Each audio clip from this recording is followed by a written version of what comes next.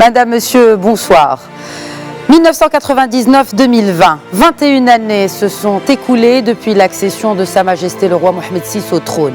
21 années qui ont été jalonnées de réalisations majeures et multisectorielles. Des réformes institutionnelles cristallisées entre autres par une nouvelle constitution et par des avancées en matière de droits et de liberté, en passant par un bond qualitatif et quantitatif en infrastructure, sans oublier les grands plans sectoriels qui ont permis de hisser le Maroc et de le placer dans l'échiquier de l'économie mondiale. Pour ne citer que cela, mais l'humain est toujours placé au centre des préoccupations du souverain. Une position qui se confirme une année après l'autre. Ce 21e anniversaire de la fête du trône revêt un caractère particulier. Bien qu'il coïncide avec l'une des plus graves crises sanitaires mondiales, il témoigne de l'importance du citoyen et de la citoyenne marocain aux yeux du souverain. Car là aussi, Sa Majesté le roi Mohamed VI a privilégié l'humain et sa santé. Et d'ailleurs, le discours prononcé par le souverain ce soir en est une preuve éloquente, puisqu'il a été question de solidarité, de confiance, de sacrifice et surtout d'inclusion socio-économique généralisée à toute la population marocaine. Nous revenons sur l'essentiel et ce qu'il fallait retenir de ce discours royal avec nos deux invités que nous joignons par satellite. Abdelatif Komat, doyen de la faculté des sciences économiques, juridiques et sociales à l'université Hassan II de Casablanca, et aussi Naïm Kamal, directeur de publication du Quid.ma. Bonsoir messieurs. Tout d'abord, je vous propose de suivre ce premier extrait du discours prononcé par le souverain à l'occasion de la fête du trône, et notamment sur ces résolutions difficiles qu'il a fallu prendre en ces temps de pandémie. Regardez. وإذا كان من الطبيعي أن يشعر الإنسان في هذه الحالات بنوع من القلق. Certes, en de pareilles circonstances, tout être humain est saisi d'effroi, ou du moins d'inquiétude. Néanmoins, grâce aux mesures et aux décisions cruciales que nous avons adoptées dès les premières manifestations de la pandémie au Maroc, nous nous sommes montrés confiants et optimistes. Ce n'est pas de gaieté de cœur que nous avons choisi d'adopter une combinaison de résolutions difficiles, voire rudes parfois. Nous avons été guidés en cela par une double priorité, protéger les citoyens et agir dans l'intérêt supérieur de la nation. À cet égard, je tiens à adresser mes remerciements et l'expression de ma considération aux différents pouvoirs publics qui se sont dûment acquittés de leur mission en veillant à enrayer la prolifération de la pandémie. Je fais ici particulièrement référence au personnel de santé, notamment aux cadres médicaux et paramédicaux, civils et militaires, aux membres des forces armées royales, à la gendarmerie royale, aux agents et auxiliaires d'autorité, à toutes les composantes de la sûreté nationale, aux forces auxiliaires, à la protection civile, à l'ensemble des travailleurs impliqués dans la production et la distribution des denrées alimentaires, ainsi qu'à toutes celles et tous ceux qui furent en première ligne dans la lutte contre la pandémie.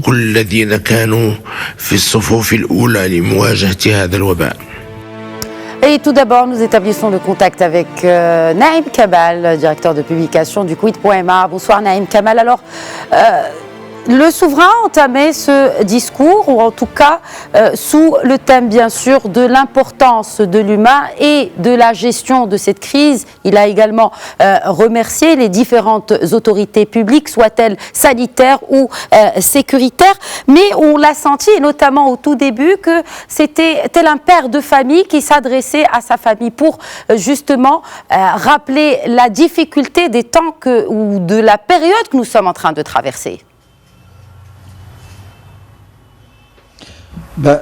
Oui, on le sait depuis le début que le souverain, d'ailleurs ça a été souligné, je ne dis pas par la presse nationale, cela va de soi, ou par les Marocains qui l'ont vécu, mais également par la presse internationale, la presse italienne, la presse espagnole, une partie de la presse française également, mais essentiellement aussi le Washington Post, le vénérable Washington Post américain qui avait, dès le début de la pandémie, quand l'État marocain, sur les instructions royales, sans trembler, avait décidé de fermer les frontières, de procéder au confinement, d'édicter les mesures d'urgence qui était nécessaire. On avait dit que on avait souligné le roi qui privilégie la santé de ses citoyens à l'économie, c'est-à-dire à l'argent, au fric sale, toujours sale, quand il s'agit de pareilles situations. Donc, surtout, il faut se remettre un peu dans le contexte qui était le contexte du début de la pandémie. On était dans une ignorance totale de ce que c'est ce virus, de ce qu'est cette épidémie, cette pandémie, sa virulence, son héros, sa contamination, et l'angoisse dans laquelle on vivait, une angoisse parfois, on l'a vu, peut-être maintenant on l'a un peu oublié, mais on l'a vu au début, qui parfois pouvait provoquer, on l'a vu sur les réseaux sociaux, des crises de panique. Et donc, sans trembler, en ce moment-là, l'État marocain a pris toutes les décisions qu'il faut, qu'elles soient d'ordre sanitaire, qu'il soit d'ordre sécuritaire ou qu'il soit d'ordre économique ou social. Donc, ça a été un moment décisif et un moment qui nous disait déjà que cette crise pourrait et pouvait et pourra être une opportunité pour le Maroc de changer, d'évoluer, de reconsidérer ses rapports d'abord à son intérieur, son rapport au regard des différentes classes sociales et des liens de solidarité nationale et sociale. Donc l'État a été très fort et par une décision, je le dis encore, qui me rappelle dans mes souvenirs, la génération qui ne l'a pas vécu ne va pas s'en souvenir, mais la marche verte, mais en plus fort. Parce que la marche verte, on avait encadré 350 000 morts. Bien sûr, on avait l'armée algérienne, on avait l'armée espagnole, on avait des défis à relever. Mais là, on était dans quelque chose, dans le spatial qui était énorme et vaste, qui concernait presque 40 millions de Marocains. Et, alors, oui, les défis, plus de 700 000 kilomètres carrés à contrôler. Très bien. Puisque vous évoquez les défis, le souverain l'a clairement signalé, souligné dans son discours. Je le cite, nous mesurons l'ampleur de la crise et ses fâcheuses retombées sanitaires, mais aussi économiques et sociales. Abdelatif Komat, doyen de la faculté des sciences économiques, juridiques et sociales à l'université Hassan II de Casablanca. Nous parlons là d'effets négatifs, bien sûr, sur le tissu productif marocain, mais aussi sur les revenus des citoyens. Et là, force est de constater que finalement, ce fonds spécial Covid-19, sa motivation première était finalement d'aider justement ces familles dans le besoin plutôt, mais aussi de porter un apport considérable à l'économie de manière globale et via ces entreprises notamment. Effectivement, en fait, comme l'a dit Sa Majesté dans son discours, la priorité absolue était la santé des citoyens et la préservation des intérêts suprêmes de la nation. Les premières mesures étaient très fortes et l'objectif était de préserver en premier lieu la santé et la vie du citoyen. Bien évidemment, parmi les conséquences, nous relevons bien sûr des conséquences sociales, des conséquences économiques, et d'où, bien sûr, cette idée qui émane du leadership royal, à savoir la création du comité de vigilance économique et bien évidemment la création de ce fonds de soutien pour faire face à la crise. Alors, ce fonds a mobilisé en fait une somme importante qui est de 33 milliards de dirhams, 34 milliards de dirhams, environ, oui, qui a servi bien évidemment en premier lieu à la dimension sociale. Il fallait apporter un soutien aussi bien au secteur économique structuré formel qui était en difficulté, qui est estimé à environ 900 000 salariés, mais dans la folie, bien évidemment, il faut apporter un soutien également au secteur informel, où en fait, je dirais la catégorie la plus déshéritée de la population, et les statistiques ont démontré qu'on a recensé à peu près 5 300 000 ménages concernés par ce soutien. Alors, comme vous l'avez dit, bien évidemment, l'objectif était en premier lieu un objectif social, parce qu'il faut subvenir aux besoins, notamment de première nécessité de cette population, mais dans la foulée, l'objectif a été également économique, parce que ce fonds, d'une part, a permis de soutenir des milliers d'entreprises en couvrant les salaires, au moins une partie des salaires de leurs salariés, ce qui permet bien évidemment le retour après à leur fonctionnement normal, parce qu'ils ont préservé le salarié, ce qui n'aurait pas été possible s'il n'y avait pas ce fonds. Et la deuxième chose, notamment sur le plan économique, c'est le fait de créer une demande. Et on le sait, la particularité de cette crise, c'était une crise d'offres et de demande. Les entreprises ne fonctionnaient pas et donc il n'y avait pas d'offres, mais également il n'y avait pas de demande parce que les populations, en fait, risquaient de ne pas avoir de revenus pour justement créer cette demande. Et le fait d'avoir versé de l'argent dans le cadre de ce fonds a créé une demande qui a permis à une grande partie du tissu économique de continuer à fonctionner, notamment, bien sûr, le secteur de la vie, ce qu'on appelle le secteur de la vie, ou l'économie de la vie, notamment tout ce qui est agroalimentaire, tout ce qui est le domaine médical. Donc, de la tous santé, ces secteurs ont fonctionné, je dirais que même parfois plus que le rythme normal, et ça, nous saluons bien évidemment toute la dynamique qu'ont connue ces secteurs, mais bien évidemment également les autres secteurs qui ont pu fonctionner en partie ou peut-être pas, mais l'essentiel, c'est qu'il fallait les préserver dans une perspective de relance. Et c'est tout le bien fondé de cette idée royale de mettre en place ce fonds de soutien qui a permis à l'économie marocaine de s'en sortir avec un minimum de dégâts.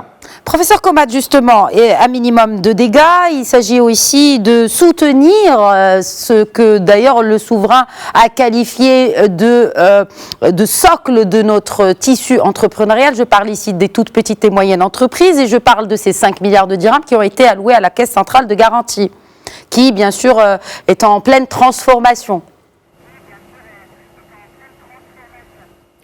Effectivement, parce que ça on le sait, le Maroc, son tissu économique, il est composé essentiellement de PME et de TPME, de petites et moyennes entreprises et toutes petites entreprises qui représentent 94% en fait en termes de nombre d'entreprises.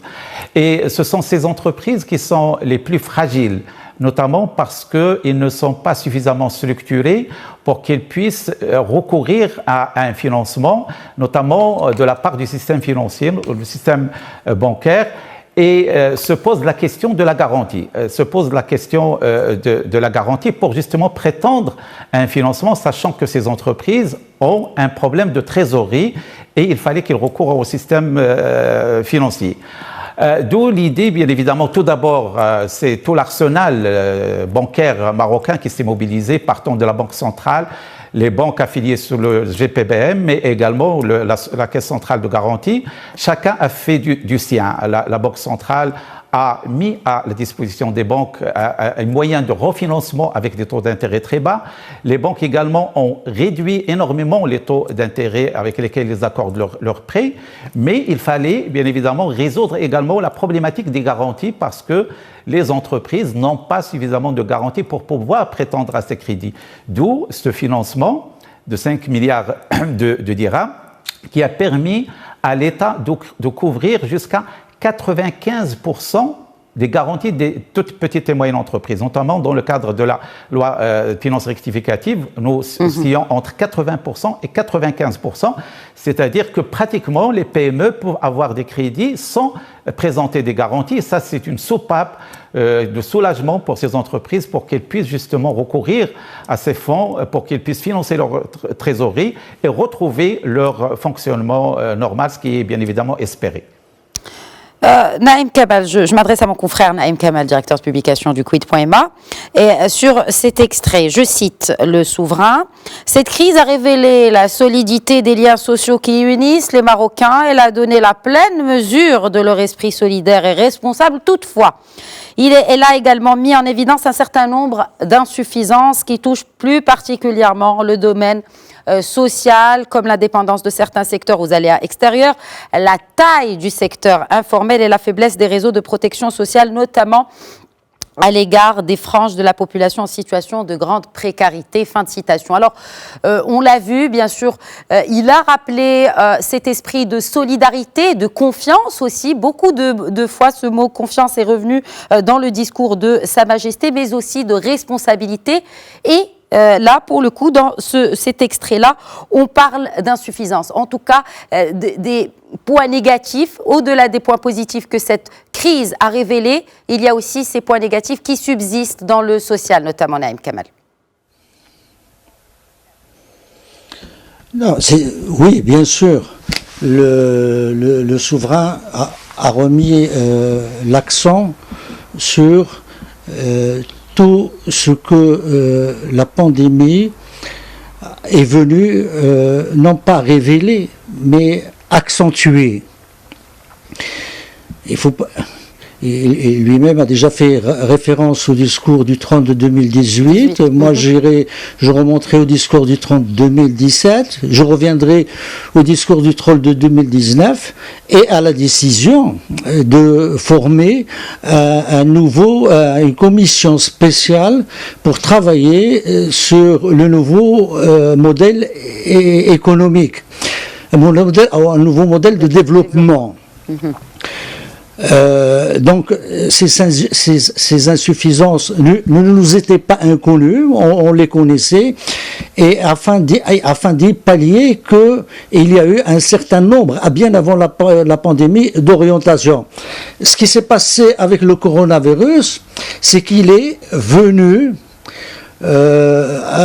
accentuer, aggraver, mettre à nu d'autres aspects qui n'étaient peut-être pas, qu'on connaissait, mais qui n'étaient pas aussi visibles ou aussi voyants. Le roi l'a dit dans son discours, il a parlé, par exemple, de la proportion qu'occupe l'informel dans l'économie nationale. Bien sûr, on sait que l'informel qui existe, on connaît ça dans l'économie nationale, on sait le nombre de personnes et de familles qui l'occupent et dont il survient aux besoins, mais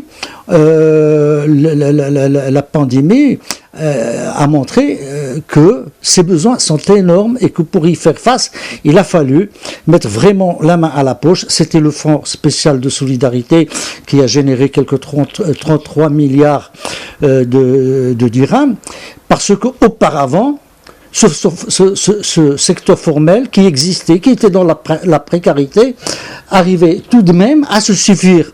Et là, aujourd'hui, on a vu, attention, en cas de problème, ça pourrait devenir effectivement, disons, déstabilisant d'une certaine façon, et qu'il va falloir les prendre en charge.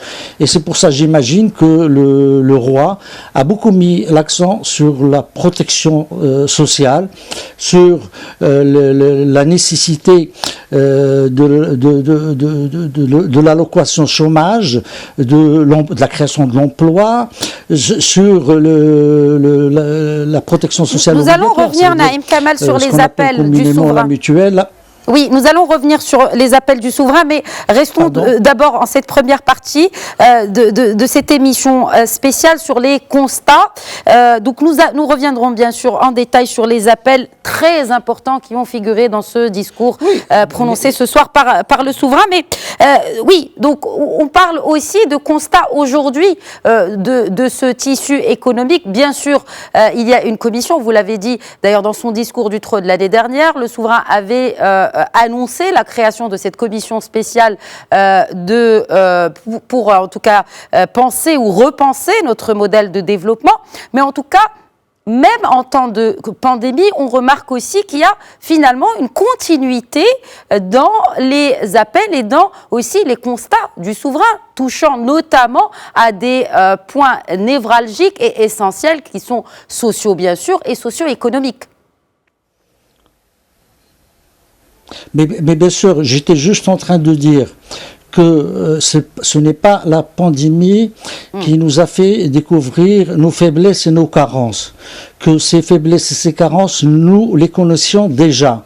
Ce que la pandémie a mis en exergue, c'est leur gravité en cas de précarité ou d'urgence sanitaire, ou on ne sait quelle autre urgence. On est dans les contingences de la vie et on ne sait jamais ce qui se produit. Et donc, le cœur du discours royal, c'est beaucoup axé là-dessus, et il a fallu maintenant, il va falloir aussi que la commission qui a été qu'on appelle communément la commission Ben Moussa, qui a été stoppée net dans son élan par la pandémie, qui va devoir reprendre son travail, va devoir intégrer de nouveaux éléments pour réfléchir justement à ce que tout ce que le souverain a décrit comme faiblesse, et notamment dans les classes les plus populaires. Moi, ce que je voudrais souligner, et ce qui est très important, on connaît qu'il y a des écarts au niveau social énormes au Maroc. Personne n'en fait mystère. Personne ne jette sur ça un masque protecteur, ou plutôt dissimulateur.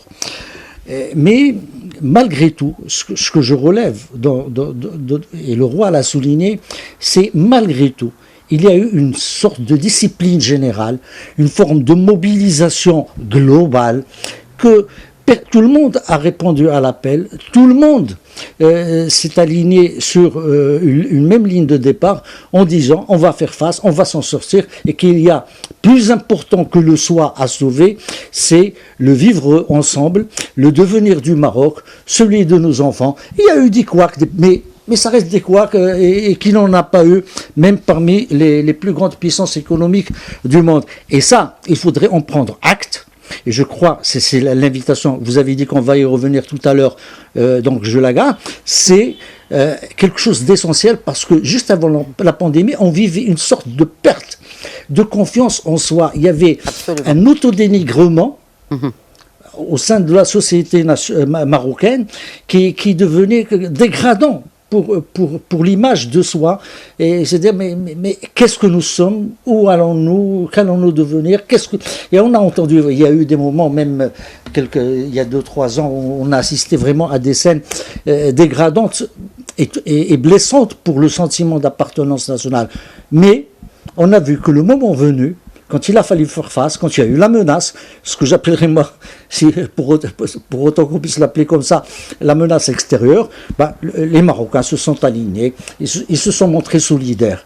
Moi, je connais des gens peut-être qui n'ont pas versé au fonds Covid, mais qui, dans leur entourage, dans leur famille, dans leur tribu, ont été, quand ils en ont les moyens, aussi solidaires. Et à un moment, peut-être que le HCP est mieux outillé qu'il devrait. Mais d'ailleurs, ça a été cité dans le discours d'Aïd Kamal. Ça a été cité dans le discours, que ce soit une solidarité à travers de mettre en tout cas une participation dans ce fonds spécial Covid-19, ou à travers la mobilisation intercitoyenne. Absolument. Oui, mais je voudrais juste également. Oui. Mais il faudrait peut-être. Non. Attendez, donc on parle de mobilisation, mais il y a aussi, le souverain a également mis en exergue ce relâchement et a appelé à la vigilance. C'est un appel clair, direct du souverain à la population marocaine de ne pas perdre ces 3 mois finalement de mobilisation générale à cause d'un relâchement. D'un relâchement, vous savez, nous sommes en présence d'un problème très délicat. Là où il y a eu déconfinement, il y a eu relâchement. C'est pas. D'abord, il faut considérer les choses telles qu'elles sont. C'est pas un cas spécifique au Maroc et aux Marocains. L'autre jour, je voyais que en France, par exemple, pour ne citer que cet exemple que nous connaissons le mieux ici au Maroc, c'est que on organise des anniversaires sauvages et clandestins au bois de Vincennes, sans protection avec les jeunes.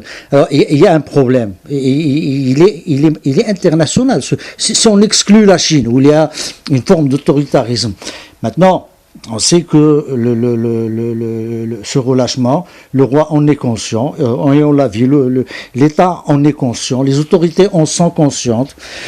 parfois, il y a eu des mesures qu'il ne fallait pas prendre de cette façon, qu'il fallait prendre, mais qu'il ne fallait pas prendre de la façon dont ça a été pris. Ce n'est pas grave. Personne n'est complètement absous de fautes ou d'erreurs. Ça a été fait. Mais c'est vrai qu'il va falloir continuer à communiquer aussi fort, aussi intensément qu'on l'a fait au début de la pandémie. Parce qu'aujourd'hui, on a l'habitude de vivre avec un ami, le Covid. Il y en a qui disent la Covid, moi je refuse. Il y en a qui vivent comme si c'était un copain. On se familiarise avec la maladie. On la vit en disant peut-être qu'on va y échapper. Et c'est ce relâchement, c'est ce type de familiarité ou de familiarisation avec un virus mortel. Mortel évidemment pour les gens âgés, pour les gens qui souffrent de morbidité ou de comorbidité, ou dans certains cas de comorbidité, ce qui est assez grave. Et que les jeunes, et c'est là, je crois qu'il va falloir s'adresser aux jeunes, et je crois que c'était l'esprit du roi, parce que les jeunes se croient qu'ils peuvent l'attraper de façon asymptomatique, ou l'attraper de façon légère, mais ils n'imaginent pas les dégâts qu'ils peuvent faire à leurs parents, à leurs proches, à leurs familles, à leurs amis, aux parents de leurs amis. Donc, il y a quelque chose, et je crois que c'est à ça que le roi voulait faire appel, qu'il va falloir mener pour d'abord prendre des mesures, réprimer, oui, mais d'abord expliquer et encore expliquer. Très bien. Et nous avons justement un professeur et un doyen de faculté des sciences économiques et sociales de Casablanca, professeur Komat. Alors, peut-être vous avez déjà quelque chose à ajouter par rapport à ce que vient d'évoquer cet appel à expliquer à la mobilisation finalement des forces jeunes pour mieux contrecarrer la propagation de ce virus et cet appel direct du souverain à cette frange de la population. Très bien, je reviendrai tout à l'heure sur cette dimension. Je voudrais revenir sur un point qui a été abordé par Sinaïm, à savoir la commission spéciale pour le modèle économique qui est en fait en train de travailler, de continuer sa réflexion. C'est que Sa Majesté lui a accordé un délai supplémentaire jusqu'à janvier 2021, justement pour intégrer les nouveautés qui ont surgi avec ce que nous sommes en train de vivre. Bien sûr, il y a beaucoup de leçons à tirer de cette période pour réajuster justement la vision du Maroc pour l'avenir. Mais ce que je voudrais dire, c'est que ce discours de Sa Majesté, en fait, vient apporter des jalons à l'édifice de l'alimentation de ce nouveau modèle économique. Et ce n'est pas la première fois. Vous savez que le premier discours de Sa Majesté appelant justement à la réflexion à un nouveau modèle économique date du 13 septembre 2017. Mais entre-temps, le Maroc n'est pas resté les mains liées en attendant justement à ce qu'on ait ce modèle économique. Durant ces 3 années, il y a eu tellement en fait, d'initiatives, notamment royales, en fait, pratiquement dans tous les discours de Sa Majesté, il y avait des orientations qui vont dans le sens de répondre justement aux besoins, au diagnostic tel qu'il a été en fait édifié au départ par Sa Majesté. Donc, bien évidemment, les faits saillants sont la réduction des déséquilibres sociaux, c'est la réduction des déséquilibres spatiaux, c'est l'accroissement des richesses et le fait justement de faire une répartition le plus équitable possible de ces richesses entre la population. Et Sa Majesté, dans l'un de ses discours, avait même dit qu'il ne serait pas tranquille tant que toute la population ne bénéficie pas des richesses de son pays. Donc il y a toutes ces dimensions de répartition équitable des richesses, de la réduction des inégalités. Et dans ce sens-là, bien évidemment, il y a énormément d'initiatives, énormément d'orientations qui portent notamment sur le volet formation. On sait que la formation, le domaine de l'éducation et de la formation est au cœur et il sera au cœur du nouveau modèle économique. Et il y a eu toute une série de réformes qui ont porté sur l'enseignement d'une manière générale, sur la formation professionnelle, où le dossier a été pris avec force par Sa Majesté à plusieurs initiatives pour avoir un plan de relance de la formation professionnelle, la création des cités d'innovation de formation professionnelle qui sont en train d'être mises en place. Sa Majesté a appelé à la considération de la classe moyenne comme en fait l'ossature d'une cohésion sociale, qui a une dimension bien sûr de cohésion sociale, mais également une dimension économique. On le sait qu'aujourd'hui, un pays qui veut ériger une certaine continuité économique doit disposer d'une classe moyenne forte, parce que c'est la classe moyenne qui a la plus grande prédisposition à consommer et à dynamiser le marché intérieur.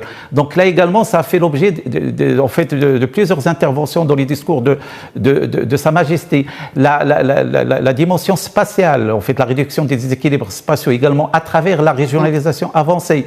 Donc là également, ce sont des éléments qui ont été évoqués avec force par Sa Majesté pour dire que pratiquement, durant ces 3 dernières années, les discours de Sa Majesté étaient des discours fondateurs du nouveau modèle économique. Ce qu'il s'agit aujourd'hui, c'est beaucoup plus, bien sûr, de constituer toutes ces orientations à travers, bien évidemment, les orientations royales, mais également le travail d'écoute et de proximité qui se fait par la Commission, bien évidemment, tout ce qui se passe au niveau national et au niveau international, pour justement édifier ce modèle économique qui serait, bien sûr, notre vision pour le moyen et le long terme.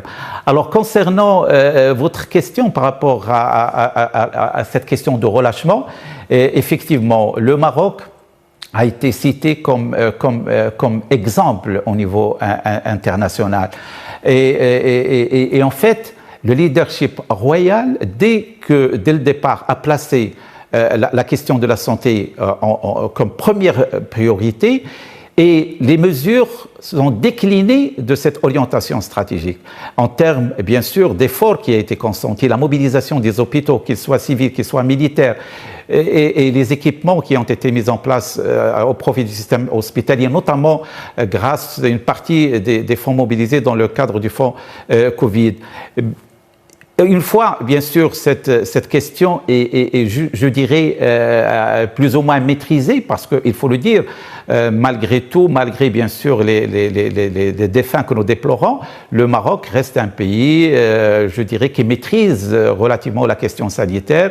On aurait souhaité ne pas avoir, bien sûr, des décès, mais la réalité du monde, elle est tout autre. Et donc, nous nous réjouissons que, sur le côté sanitaire, les choses relativement ont été maîtrisées. Bien évidemment, il y a les autres dimensions qui sont fondamentales, la dimension sociale et la dimension économique. Donc il y avait toute une mobilisation du peuple marocain qui a fait que nous avons été cités comme un exemple. Ce qu'il faudrait, c'est qu'il n'y ait pas de relâchement.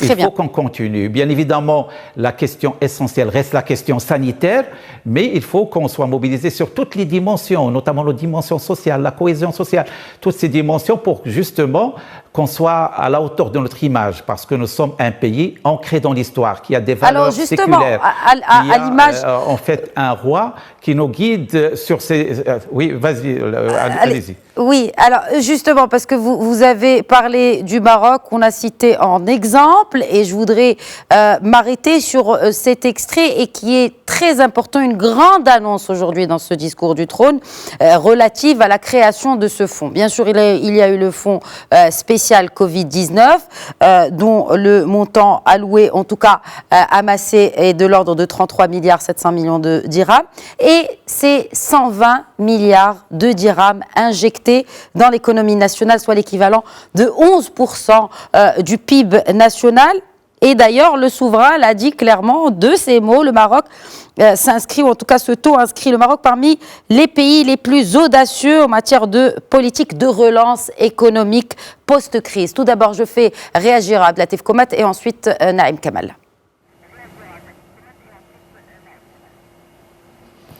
Très bien. Alors, sur cet aspect-là, en fait, le discours de Sa Majesté est un discours en premier lieu positif et optimiste. D'ailleurs, le premier mot prononcé par Sa Majesté, c'est « at-tafa'ul ». Donc, nous restons un pays positif. En fait, nous connaissons des difficultés, mais nous nous projetons dans l'avenir avec sérénité et avec confiance. Déjà, c'est un mot très fort prononcé dès le départ par Sa Majesté. C'est également un discours fondateur. Il est fondateur notamment sur le côté social. Bon, on va y revenir tout à l'heure, mais ce qui est annoncé aujourd'hui, c'est une révolution sociale pour le Maroc. Et bien évidemment, c'est également un discours que je qualifie de stratégique. Et le mot stratégie a été prononcé plusieurs fois par Sa Majesté, parce que ce que nous annonçons s'inscrit pas seulement sur le court terme, sur le moyen et le long terme, notamment aussi bien sur le plan économique que sur le plan social. Alors sur le plan économique, il y a ce fonds qui aujourd'hui va mobiliser 120 milliards de dirhams, et comme l'a souligné Sa Majesté, c'est 11% du PIB. Le PIB du Maroc aujourd'hui, il est estimé aux alentours de 1300 milliards de dirhams. Et donc, c'est quand même un budget très conséquent. Et il faut dire que même les pays les plus avancés, lorsqu'on prend aujourd'hui les budgets alloués à la relance économique, ils se situent entre 5 et 6% des plus audacieux. Le fait d'aller jusqu'à 11% fait que le Maroc est un des pays les plus audacieux sur ce plan-là. Ça veut dire qu'en fait, aujourd'hui, il ne s'agit pas que d'une relance. Il s'agit d'une relance qui est une voie vers un développement, vers l'émergence. Là, on ne raisonne pas que sur une relance sur 3 ou 6 mois ou une année, on est sur le moyen et le long terme, et donc nous nous inscrivons dans une politique de développement qui en fait allie toutes les dimensions, la dimension économique, la dimension sociale et la dimension gouvernance. Parce que lorsqu'il s'agit de parler de développement, le développement il est multiforme, il est multidimensionnel, et justement le discours de Sa Majesté a traité toutes ces dimensions. Et bien sûr, il y a la dimension économique qui est fondamentale, et donc il s'agit bien sûr d'une relance économique, notamment, et Sa Majesté a évoqué des mots forts, notamment l'aspect contractuel, c'est-à-dire il devrait y avoir des engagements de part et d'autre, c'est-à-dire c'est une orientation au résultat, et ça c'est fondamental, il va y avoir des moyens, mais il va y avoir des engagements sur les résultats. Il y a également la dimension sectorielle, c'est fondamental, et donc ça on l'a vu déjà à travers le fonds Covid, parce que les secteurs sont touchés différemment, il s'agit d'approches différentes, et donc bien sûr, même en termes de stratégie, en termes de priorité, le Maroc aujourd'hui connaît différents secteurs avec différentes stratégies. Il y a ce qu'on appelle les secteurs mondiaux, tout ce qui est automobile, aéronautique, il y a les secteurs classiques, l'agroalimentaire, le textile, il y a également des secteurs vitaux comme l'agriculture qui ont une dimension économique et sociale, il y a le tourisme. Donc en fait, chaque secteur devrait avoir ses objectifs, mais dans le cadre d'une certaine cohérence. Alors, puisque vous parlez de cohérence et d'engagement sur le résultat. Oui, alors je m'adresse à Naïm Kamal. Donc un fonds d'investissement stratégique qui devrait être créé et aussi une agence nationale dont la mission devra assurer la gestion stratégique des participations de l'État et à suivre la performance des établissements publics. Est-ce que c'est une partie aussi, cela relève-t-il aussi de cet appel un peu plus tôt dans le discours du souverain à la réforme du secteur public, à une réforme structurelle et profonde? Moi, j'ai envie de dire que l'appel du souverain à la réforme du secteur public est une constante. De ces discours. On sait combien c'est difficile de réformer un secteur public. On l'a vu, ce n'est pas une mince affaire. Mais aujourd'hui, plus que jamais, il y a cet appel. Mais moi, j'aimerais revenir sur quelque chose concernant ce fonds de 120 milliards de dirhams. La pandémie nous a montré quoi au juste? Il nous a montré, et tout le monde l'a salué, le retour de l'État. Le retour de l'État, on l'a vu au premier plan, c'est-à-dire l'État, le retour de...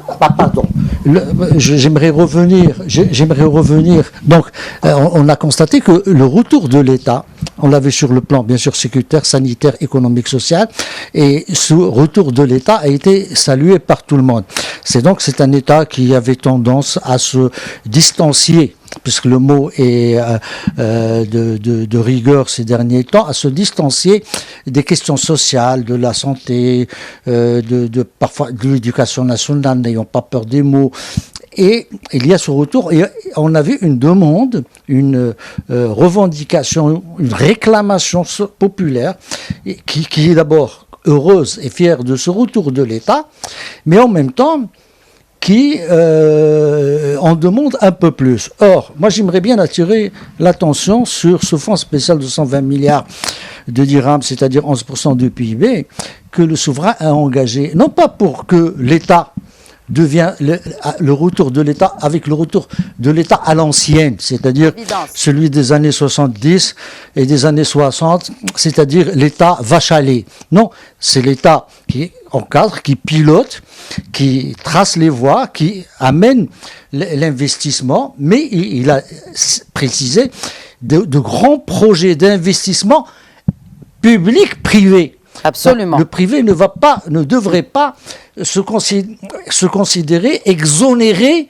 de sa tâche. Il a également appelé le gouvernement, il a également appelé tous les acteurs sociaux, les acteurs économiques, que ce soit les syndicats, que ce soit le patronat, que ce soit autre, de contribuer fortement à cette relance et à cet élan. Et pour ça, il a également demandé à ce que on ne fasse pas les choses dans le désordre, c'est-à-dire dans la précipitation, qu'on a un fonds qu'on va commencer à investir n'importe comment. C'est ce qu'a dit mon ami Komat tout à l'heure. Il a demandé une certaine forme de cohérence dans la planification des projets de développement et justement et précisément cette agence que le souverain a appelé à créer ou qui va être créée ou qui a été créée, là j'ai pas très bien retenu, va travailler à ce que ce travail se fasse que sera créé, d'accord, à ce que ce travail se fasse dans la rationalité. Pas de déperdition. Et bien sûr, il faut que l'État, enfin le public, pas l'État, je parlais du secteur public, il a aussi besoin d'une sérieuse remise en cause. Il a montré pendant la pandémie son côté positif, ce qu'il a de mieux en lui. Je pense, comme l'a dit le roi, au secteur de la santé, on a beaucoup dénigré la santé, les infirmiers, les médecins marocains, ils ont été à la hauteur. Ils ont été là. On a beaucoup dénigré les agents d'autorité. Ils étaient là. Ils avaient tant de... Cela, je le dis, ça ne veut pas dire qu'il y a des couacs, mais les couacs ne doivent pas remettre en cause tout le travail et tout ce qui a été généré pendant cette crise. Donc, on a vu la police, on a vu la gendarmerie, on a vu l'armée, on a vu se déployer. J'espère qu'on n'aura pas à s'en servir, qu'il est là pour en cas où. C'est l'hôpital de campagne à la foire de Casablanca, qui pour 700 ou sinon plus de lits avec équipés. J'espère qu'on n'aura pas à s'en servir. On a vu Ben Slimane, on a vu beaucoup de choses. Cet État, nous l'aimons. C'est cet État-là que nous l'aimons. Il est là présent. Il y a un autre État que nous ne l'aimons pas. Et j'espère que, et c'est ça, je crois, l'entendu, c'est pas le sous-entendu, l'entendu du roi dans son discours quand il appelle à la réforme du secteur public, c'est nous débarrasser de l'État que nous nous aimons pas. Très bien, Naïm Kamal, justement. De l'agent d'autorité que nous nous aimons pas. Oui.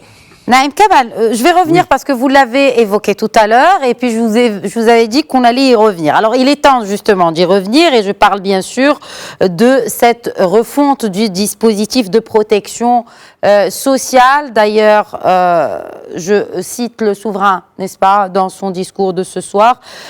Notre aspiration prioritaire est d'assurer la protection sociale à tous les Marocains et notre détermination est qu'à terme nous puissions en bénéficier toutes les franges de la société. Lors du discours du trône de l'année 2018, j'ai déjà appelé, je cite bien sûr le souverain, à une prompte refonte du dispositif de protection sociale qui est encore marqué par un éparpillement des interventions et par un faible taux de couverture et d'efficacité.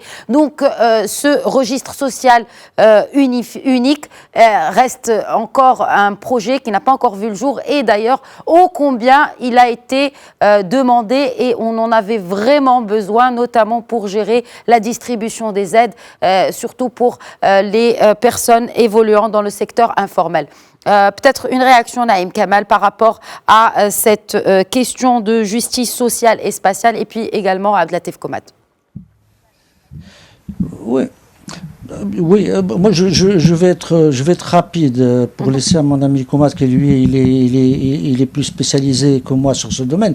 Je dirais voilà, ce que nous avons constaté pendant la pandémie, c'est qu'au moment où on a dit il va falloir subvenir aux besoins des gens qui n'en ont pas le moyen. Bon, on a trouvé la voie de la CNSS.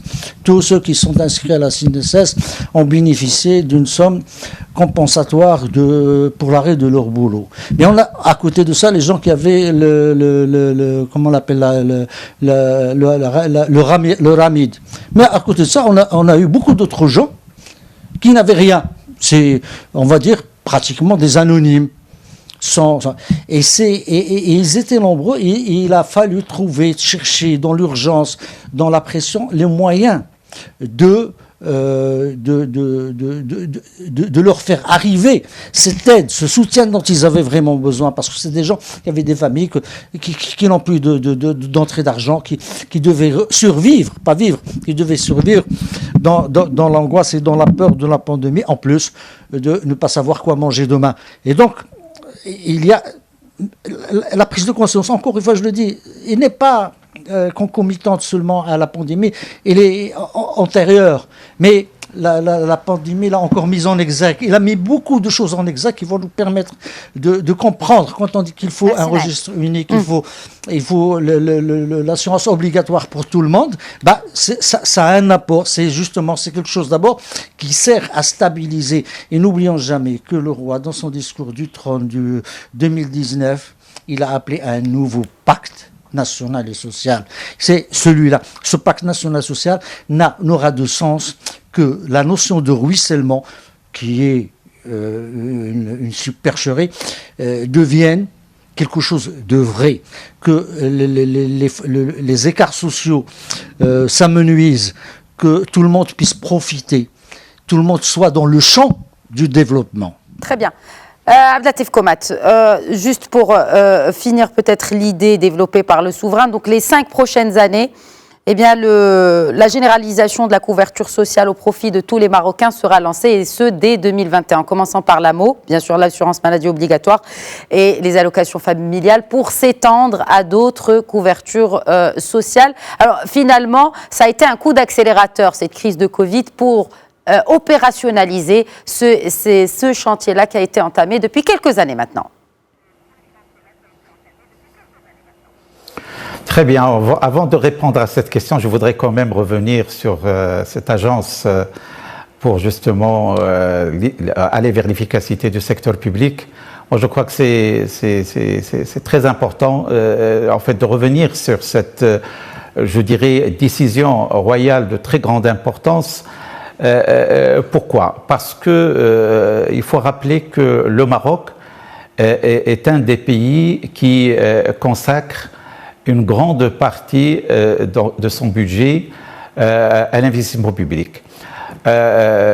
Si on donne le montant qui a été en fait prévu pour la loi de finances 2020, on était à 198 milliards de dirhams d'investissement public, et malgré les difficultés conjoncturelles que nous connaissons et les restrictions budgétaires qui ont été justement générées, l'État a maintenu un montant plus ou moins proche du montant initial, qui est aujourd'hui 182 milliards de dirhams.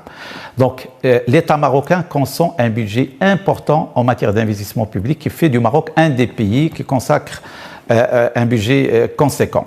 Maintenant, en fait, quelle est la question ? Pourquoi en fait ce sujet est abordé ? C'est que nous avons un problème de retour sur investissement, un problème de rendement de cet investissement public. Et là, il y a des ratios qui estiment que le Maroc est à moitié de son potentiel de rendement d'investissement public. Si on le compare à des pays émergents, nous sommes pratiquement à 50% du potentiel. Ça veut dire qu'il y a tout un effort à faire pour justement qu'il y ait le retour attendu de cet investissement public. Alors bien sûr, cet investissement public, il est fondamental parce que c'est l'ossature de la dynamique économique. Lorsqu'on parle de l'investissement public, c'est l'éducation, c'est la santé, mais également c'est l'infrastructure, et nous connaissons l'effort fait par le Maroc durant ces 2 dernières décennies en matière d'infrastructures qui en a fait un des pays qui ont le mieux évolué, notamment sur le réseau routier, même au niveau international. Mais tout cela, bien sûr, c'est parce qu'il nous reste très peu de temps. L'attraction économique. Si aujourd'hui le Maroc... Très bien. Si le Maroc attire des EDE, des investissements directs étrangers, c'est parce que justement il a cette infrastructure. Maintenant, ce qu'il faudrait, c'est justement améliorer, perfectionner cet investissement public en termes de ses résultats. Et c'est l'objet de cette agence. Deuxième volet de votre question, à savoir le volet couverture sociale, c'est fondamental. Un développement, c'est un développement économique, mais il ne peut y avoir de développement sans développement social. Et il ne peut pas y avoir de développement global si on n'intègre pas l'essentiel, en fait, la population pour couvrir justement des filets sociaux et de la couverture sociale. D'où, bien sûr, ce projet, qui est un projet sur 5 ans, mais avec des étapes, parce qu'il y a plusieurs pans en matière d'action sociale. Donc, il y a la retraite, il y a la couverture médicale, il y a les indemnités pour perte d'emploi. Et donc, Sa Majesté a tracé, en fait, des étapes de manière à ce qu'au bout de 5 années, toutes ces dimensions soient couvertes, notamment ce registre social unifié. Et l'occasion aujourd'hui, elle est donnée en fait au gouvernement à travers le travail en amont qui a été fait. Parce qu'on avait auparavant un problème de base de données. On ne pouvait pas recenser les populations cibles justement de ce registre social. Mais maintenant, le travail qui a été fait pour recenser les populations qui ont bénéficié du soutien de l'État a permis d'avoir des informations qui vont nous permettre d'aller vite justement pour la création de ce registre social unifié. Et résoudre ce problème de data. Je voudrais juste terminer avec vous, Naïm Kamal, mais rapidement, une réponse en 1 minute. Je sais que ce sera difficile, mais on y arrivera. Sur ce paragraphe, justement, relatif à ce registre social unique et unifié plutôt, et en l'occurrence, cette couverture sociale généralisée.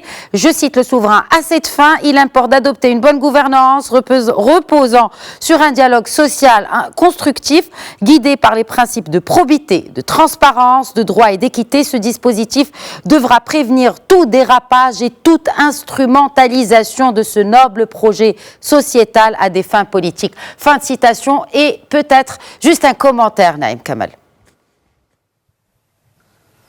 Je vais dire les choses en 2 mots, puisque juste un commentaire, tout simplement.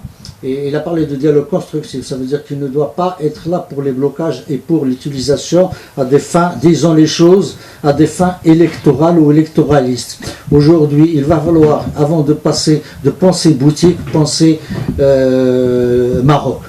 Et tous les partis, toutes les forces, toutes les organisations syndicales, tous les partenaires possibles et imaginables devront penser Maroc d'abord, Maroc ensuite et Maroc enfin. Je crois, c'est bien sûr, on est à l'approche d'une année électorale. On a vu que les débats et les ébats ont commencé. Et donc, il va falloir émanciper, libérer, dégager cette réalisation de cette perspective. Merci beaucoup Naïm Kamal et Abdelatif Komat d'avoir enrichi cette discussion, cette émission spéciale Fête du Trône. Merci à tous de nous avoir suivis. Très bonne soirée à tous.